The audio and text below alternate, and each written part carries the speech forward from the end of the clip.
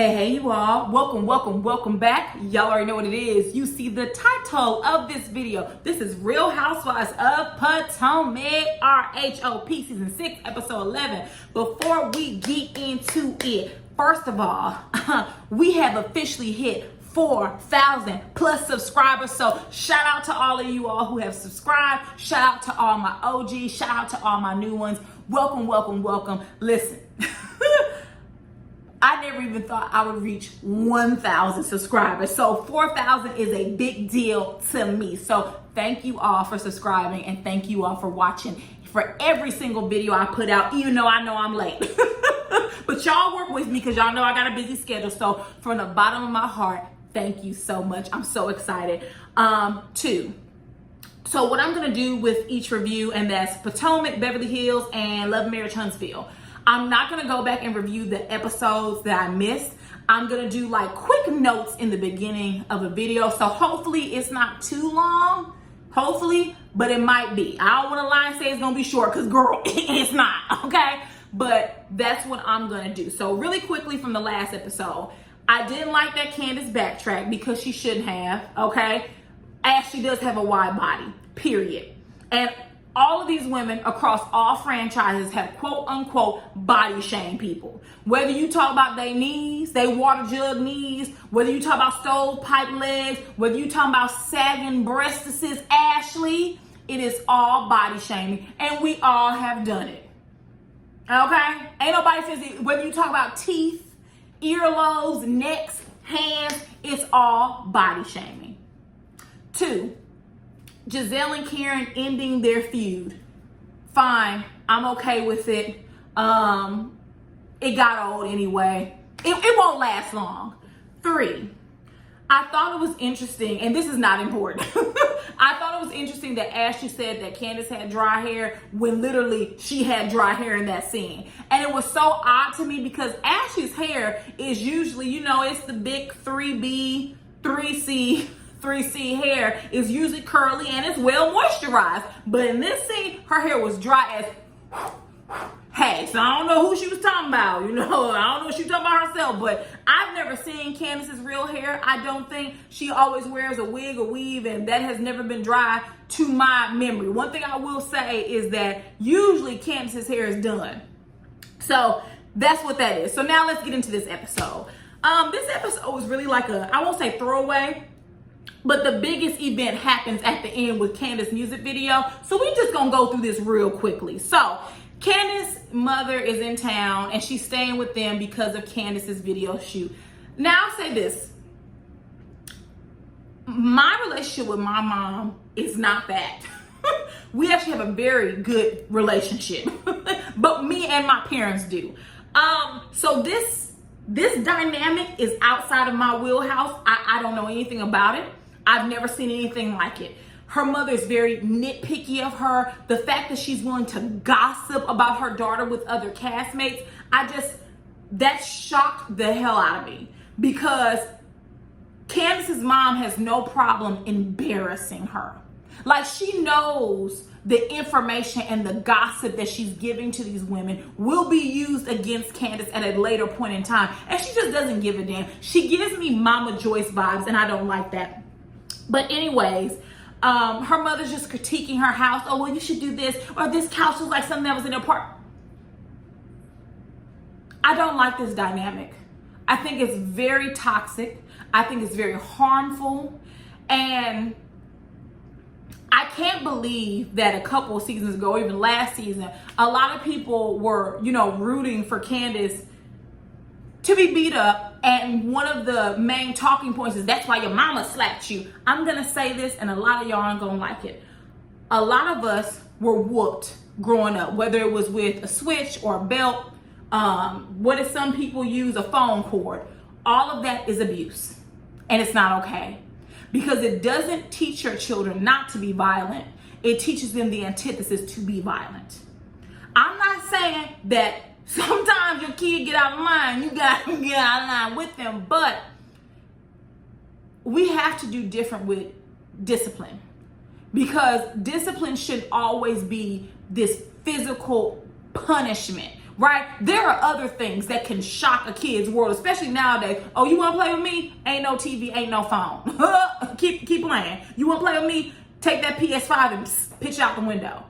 And I'm not giving parenting advice, but I think that as a community, as a Black community, we have to move away from being okay with violence. Now, some of y'all gonna say, well, I whooped my children, they turned out fine. Hell, I got whooped and I turned out fine. But it doesn't set your children up for success. And so this mother-daughter relationship that Candiace has with Mama Dot, it doesn't sit well with me, and we'll talk about it more when we get to the video shoot. Moving on. Next, we get to Grace. She is learning how to drive. Sister girl finally passed her permit, and baby, I'm not even saying nothing about it, because as I told y'all in an earlier video, I took my actual driving test 4 or 5 times. So Grace, I understand. And literally when Gizelle reached over and started grabbing the steering wheel, all I could think about, my mind flashed back to when I'm driving my daddy's big body, fully loaded new Suburban, okay?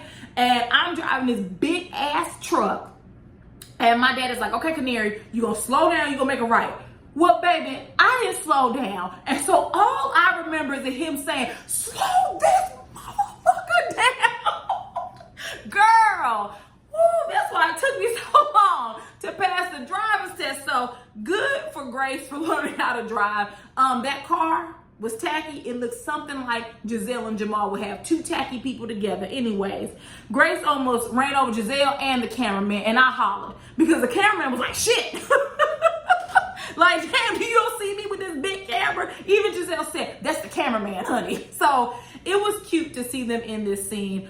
Gizelle's daughters bring I don't want to say a likability about her, because I don't like Gizelle, but they make her more, I guess I'll say, slightly likable. Slightly. Her daughters are her saving grace. Moving on. Next we see Mia. She's at home cooking something to eat, and she FaceTimes her mom. The gist of this is her mom seems to be closer with her siblings than she is to her, which I'm not a psychologist or a psychiatrist or any of that, but Mia did say that all of her siblings have different fathers.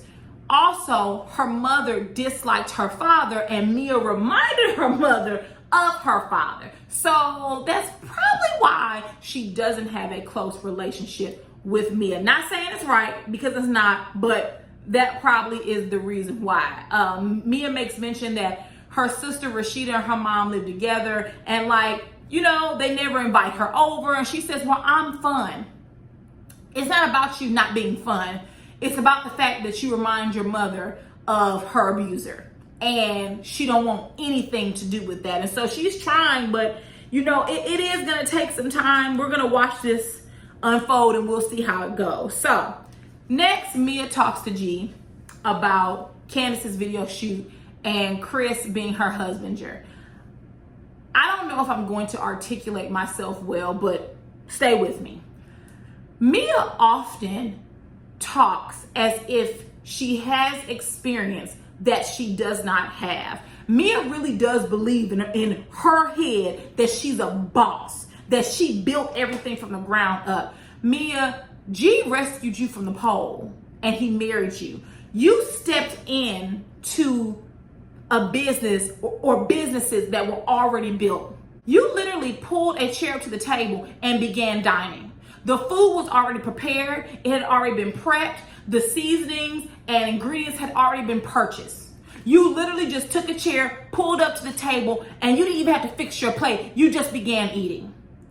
I don't know what experience you think you have in business, because if G is a businessman like y'all say he is, like I believe he is, he dots every I and crosses every T. He gives you the illusion that you're leading and that you're a boss. But believe you me, he is the one running things at home from behind the desk. You think he's watching the children, and he's watching your every move. So this advice about how, you know, I had to tell him, you're not managing me, you're not my father, but you were coming into a marriage of businesses. You think he was just you didn't have any transferable skill sets.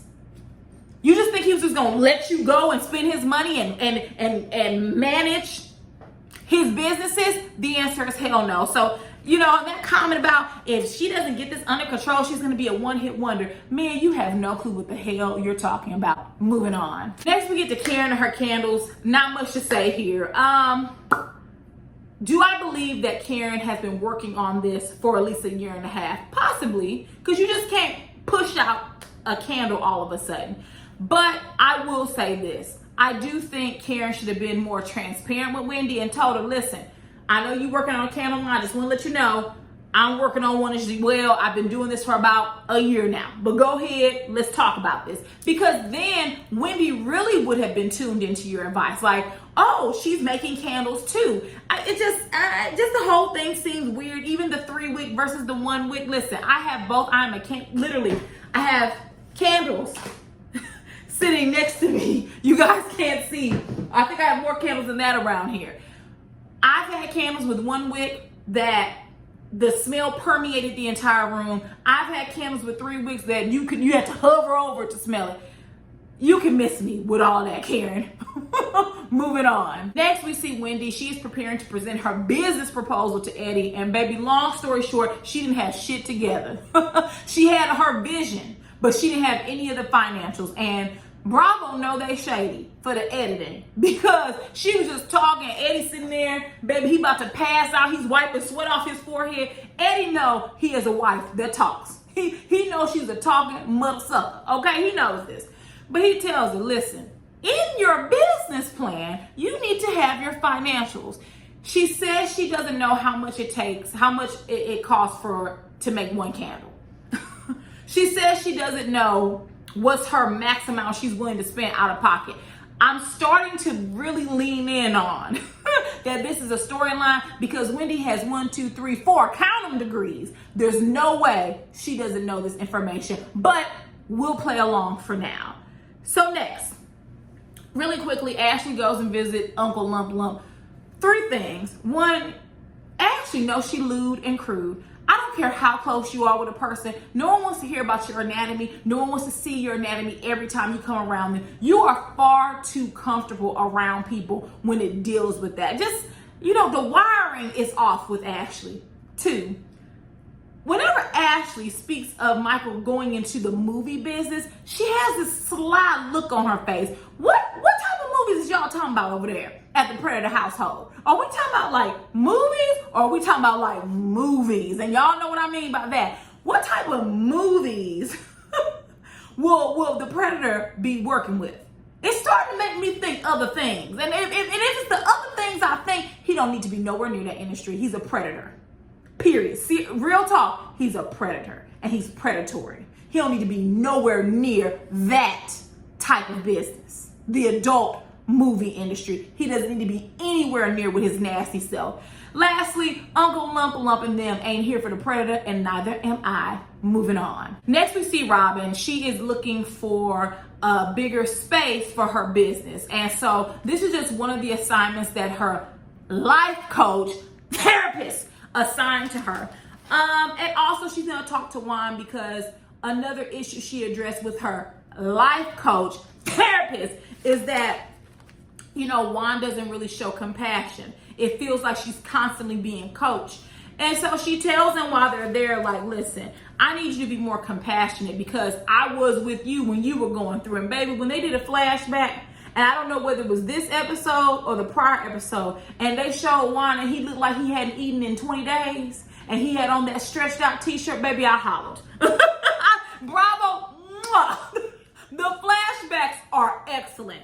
But, I don't quite know what to make of Robyn and Juan's relationship. In my opinion, they're more like sibling spouses. I know that sounds weird, very weird, but it's like they're siblings, but they have a relationship. It's odd to me. I don't see the romance. I don't know if you guys, I don't see it. For Robyn and Juan, whatever their relationship is what it is. Moving on. Next, we get to Candiace. She is rehearsing for her music video. So very quickly, I was under the impression that Candiace used to be a cheerleader, or that she used to dance in college, and not like a stripper or exotic dancer, but like literally like part of a dance team. Maybe I was under the impression because of her physique, because of her build, but whatever. She said that she's not a good dancer, but she did good enough for me. She didn't seem stiff. She was just trying to learn the dance moves like any normal person would. So far, her and Chris have spent $10,000. Braxton Family Values reference. I think it was season 1. Remember when Tony Braxton used to call Tamar new money? She had a purse and she was like, don't sit on my purse. It was $10,000, girl. Tamar is way too much for me, but that's what that reminded me of when she said they spent 10 G's on her career. So Candiace's goal is to be signed to a major record label, which Candiace, if you can stay independent, I would, because honey, these record labels have you sign over everything but your soul, and in a lot of sections they have you sign over that as well, baby. So if you can stay independent, that probably would be the best route, but hey, who am I to kill a dream? She calls Chris to make sure everything is squared away. And Chris has an attitude. You know, he tells her, you know, the location's secured and the 6 cars are secured. And he tells her, like, listen, we got 1 take. And she's like, well, wait a minute, why we get 1 take? Well, if the sun set and the sun doesn't effing wait on you, out of line. Both Chris and Candiace speak to each other very harshly and with a lot of hostility, especially when they're stressed.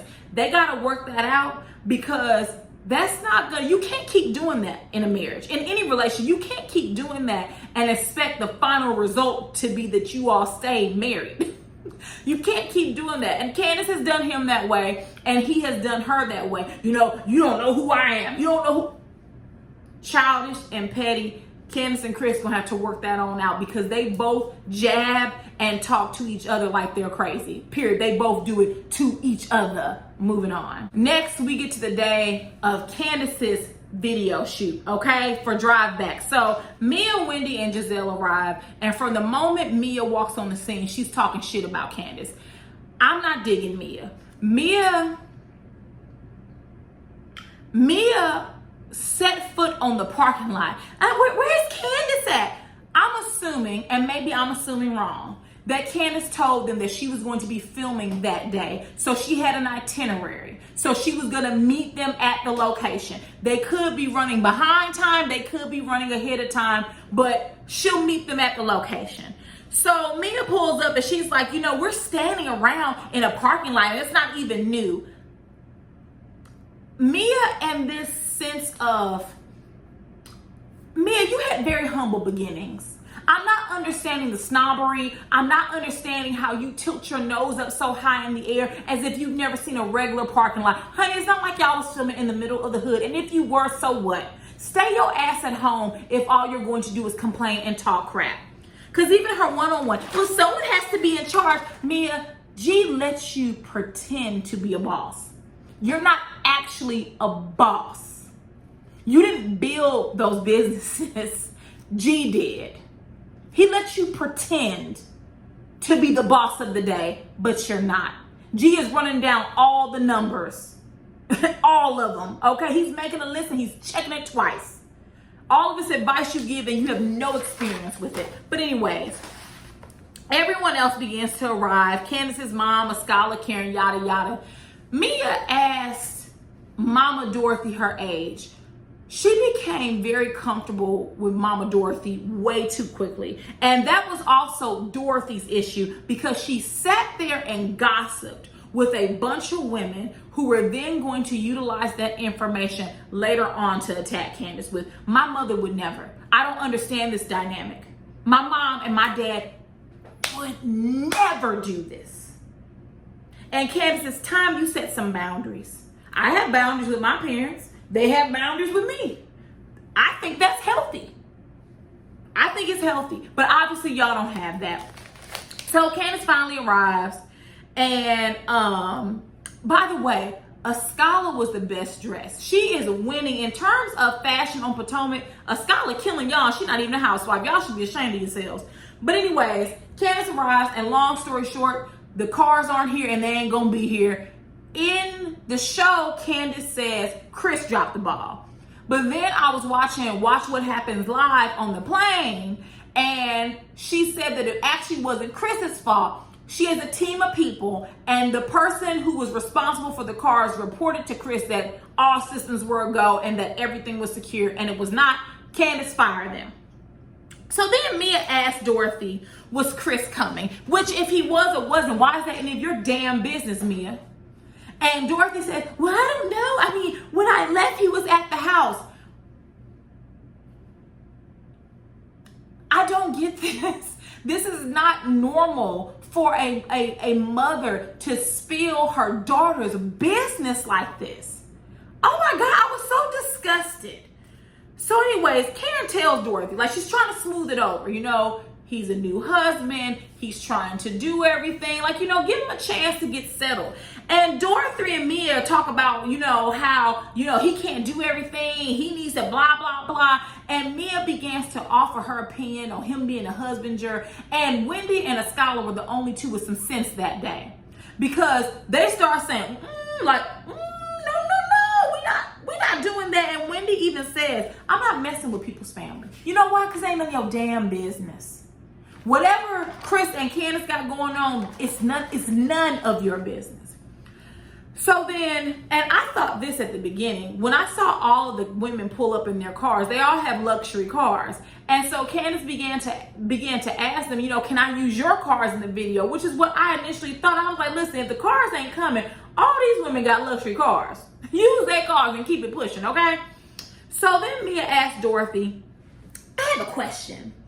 Is Chris getting paid to manage Candiace overstepping her boundaries? And then Mama Dorothy, like a fool, tells her, well, that's one of the issues. Officially, no. What? You're answering this woman's questions. You don't even know this woman. You just met her. She's a new cast member, and you're spilling your daughter's personal, financial, and marital business to these women. I'm astounded. I don't know what to say. So Skylar and Wendy go over to Robyn and Gizelle, and they're like, listen, Skylar tells you, your girl is being messy, Mia. She's asking questions she shouldn't be asking. And Robyn and Gizelle are eating it up. And that is so surprising for me, Robyn, because just a few seasons ago, you were ready to knock Ashley's head off her shoulder because she was telling your tea about you being in bankruptcy and about you being in foreclosure. But you were delighting in Mia stirring the pot with Candiace's mom, right? I'm starting to really lean in on Robyn that you're the same person Gizelle is. Whether she's around or not, but your personality, let's say, blooms when she's around. You're very nasty and you're very messy. So Wendy does the right thing. She goes to Candiace and tells, listen, your girl Mia is talking cash money and asking her, is Chris getting paid? Yeah, your mama, she's asking her these questions. Wendy absolutely should have done that. You know, we're not going to wait till we film the next scene. We're going to do this now. Mia is talking ish about you and asking your mother personal questions, which if I was Candiace, I would have checked both Mama Dorothy and Mia out of line. So then Dorothy whispers to Karen, you know, I didn't expect him to quit his job right after they got married. And Karen kind of is like, oh God, like she pulls her from the group. And she was like, he quit his job? Well, you know, the restaurant closed. That's not quitting his job. His restaurant went out of business. Ashley and Michael's restaurant went out of business. Many restaurants go out of business and are not successful. Why is this something to discuss with people that are they're not even your daughter's friends. They're castmates. They work together. Out of line. So then Dorothy says, well, I just want him to move up and refine himself. If that's not who your daughter married, that's not who she married. And at this point, you need to get over it. You need to get over it. And you're the last one who should be giving advice about relationships. You've been divorced from Candiace's father 20 plus years, and you still can't get over that he has a grown son. Matter of fact, he had the child before y'all got married. What is this? I'm starting to believe that Dorothy is there for camera time. Literally, I couldn't imagine my mom doing this. I couldn't imagine. Matter of fact, I remember there was a certain point in my life where I was doing just okay. I wasn't really doing the best. And somebody asked her about me. And she said, oh, Candiace, she's doing great. And then she talked to me and was like, Why would I tell them in your business so they can go and spread that around and gossip about you? That's what your parents do. They're supposed to be 10 toes down from you. This dynamic Candiace has with her mom, completely out of line, couldn't be me. I probably would not speak to my mother if this is how she treated me. So then Chris arrives. He's pissed because the cars are not there, but he gives Candiace space. He didn't want to give her that energy. I'm glad he was able to read that, and I'm glad he did not bring that energy to her. So then Robyn and Dorothy begin to talk. And now this was odd to me because I couldn't distinguish whether Gizelle asked this question or Robyn. I thought it was Gizelle, but it could have been Robyn. But someone asked, well, could Chris not have taken his apron off? He came from work. He's behind the scenes. Once again, all of them, well, not all, but the majority of them were making these jabs. Robyn, Gizelle, Mia, just jabbing at Candiace and Chris. Interesting. So Dorothy goes, well, he supposedly makes money from that because you know he cooks. As if being a chef is a problem. Now, whether Chris got a job or not, I don't know. But I damn sure wouldn't want my mom denigrating my husband. Oh, absolutely not. So then Robyn asked, well, do you think he's getting comfortable? Funny you should ask that, Robyn. Funny you should ask that. And what also, Robyn, let me tell you how out of line you were. When Dorothy said, well, yeah, I think he's getting comfortable. He probably has a side getting unemployment. You reply, that's a big old house. Yeah, a house that you didn't have at that time. You worry about other people's homes when, Robyn, you weren't even living in one a few years ago. You couldn't even purchase one because you went into foreclosure. Which is why you have to build one from the ground up. Right? Because you can't get a loan from a bank after foreclosure. From what I understand. So what are you talking about? You were so upset with Ashley for prying around in your business. But you have no business prying around in Candiace's. Oh, how the tables have turned. So then Dorothy says, I'm not saying anything about the house. I'm not getting into that. Basically implying that she's helping to fund it. And that's how Robyn took it. Even if she is, who cares? Robyn, you come from a wealthy background. You can't convince me that your parents didn't slide you some money when you was going through your bankruptcy and your foreclosure, because you just can't rent a townhouse out the blue. I'm not even too sure it was in your name. You rented a townhouse and your credit score was at bottom 0.